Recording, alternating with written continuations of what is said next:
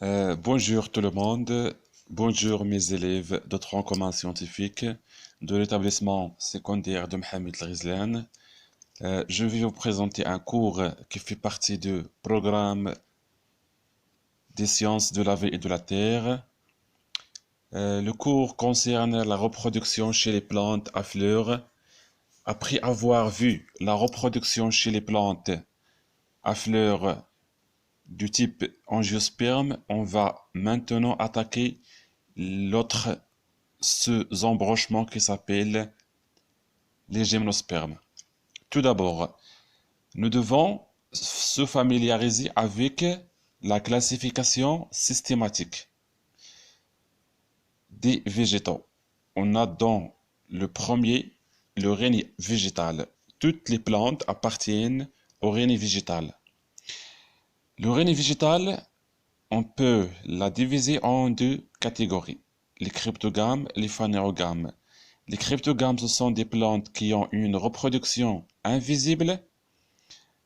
Leurs organes sexuels sont cachés. Ils ont des fleurs, mais ce ne sont pas les vraies fleurs proprement dites. On peut connaître trois sous-catégories, les thalophytes, les bryophytes et les cryptogames. Et les phanérogames, ce sont des plantes qui ont des fleurs, qui se reproduisent à l'aide des fleurs. Sont subdivisés en deux sous-embranchements. On a le sous-embranchement des gymnospermes, comme le pin, le sapin et le cidre, et l'embranchement des angiospermes. La différence entre les deux, c'est que les gymnospermes ont des graines non enfermées dans un fruit. Elles sont seulement rattachées sur des écailles. Ils ont aussi des graines qui sont nues. Les angiospermes, par contre, ont des graines qui sont enfermées dans un fruit. On trouve dans le sous-embranchement des angiospermes les monocotylédones et l'autre, c'est les dicotylédones. Maintenant, notre cours, ça sera les gymnospermes. La reproduction chez les phanérogames, le sous-embranchement des gymnospermes. On a dit que les phanérogames, ce sont les plantes à fleurs qui réalisent leur reproduction via des fleurs. Ils ont une autre appellation et c'est les spermaphytes, c'est-à-dire que leur reproduction est réalisée par la dissémination des graines, le résultat de la fécondation. Bon, comme un rappel, l'embranchement des phanérogames est divisé en deux sous-embranchements. Les gymnospermes, qui sont des espèces végétales dont les graines ne sont pas enfermées, mais simplement attachées sur de petites écailles. Ce schéma nous illustre comment sont disposées les graines. Elles sont libres, seulement attachées sur des écailles. Le sous-embranchement des angiospermes sont les espèces végétales dont les graines sont enfermées dans une enveloppe à ovaire clos. C'est l'embranchement le plus connu. Voici le schéma qui illustre la disposition des graines. Sont enfermées dans un fruit. On va donner une idée générale sur les gymnospermes, leur histoire végétale. Vous devez savoir que les gymnospermes sont les végétaux actuels les plus typiques. 500 espèces. Ils ont un appareil sécréteur. Ils ont des canaux à résine. On va voir leur rôle dans les séances suivantes. Tous les conifères ont des fleurs unisexuées. Ils sont monoïques ou bien des wicks. Qu'est-ce que ça veut dire unisexué? C'est-à-dire que on trouve dans un arbre de gymnosperme, comme par exemple les conifères, on trouve des fleurs mâles et des fleurs femelles, l'un loin de l'autre. Elles sont monoïques, comme l'exemple de pin et de sapin, c'est-à-dire qu'on trouve les pieds portent les deux types de sexe, ou bien dioïques, comme c'est le cas des ifs.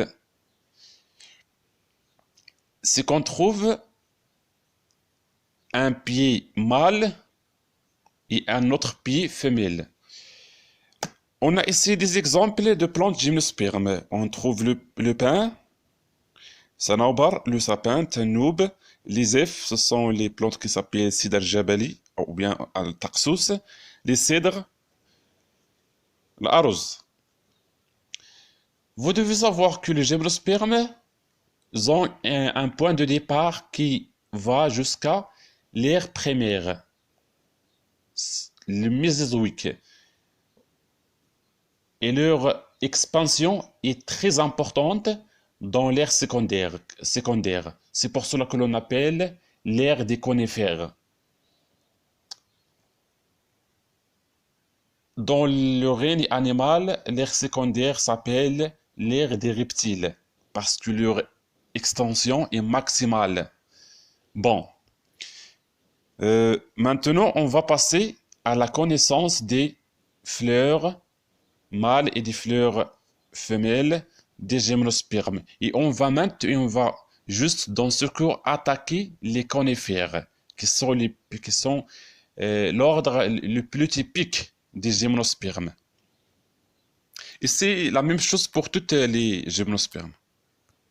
Encore une fois, on est en train de se familiariser avec le sous-embranchement des gymnospermes, l'ordre des conifères.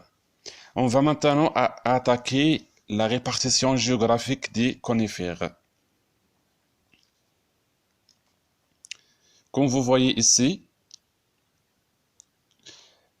dans l'axe des ordonnées, on trouve aussi l'altitude en mètres. Voici, c'est comme l'aspect d'un relief d'un montagne, en augmentant dans l'altitude. Dans une altitude précise qui est inférieure à 1000 mètres, ça s'appelle l'étage collinien. On trouve des espèces bien déterminées. On trouve spécialement le chêne vert. En augmentant ou bien en allant vers le haut, en s'élevant dans la hauteur, on trouve d'autres espèces qui apparaissent. Par exemple, le hêtre, le sapin, le pin sylvestre et l'épicéa. Un peu plus loin, vers le ciel, on trouve l'étage subalpin. On trouve le pin de montagne et les mélèzes. Un peu plus loin, c'est l'étage alpin. Ici, on trouve ici des piluses, la lande. Et un peu plus loin, on trouve l'étage nival, qui se caractérise par la neige et de la glace. On ne trouve ici aucune espèce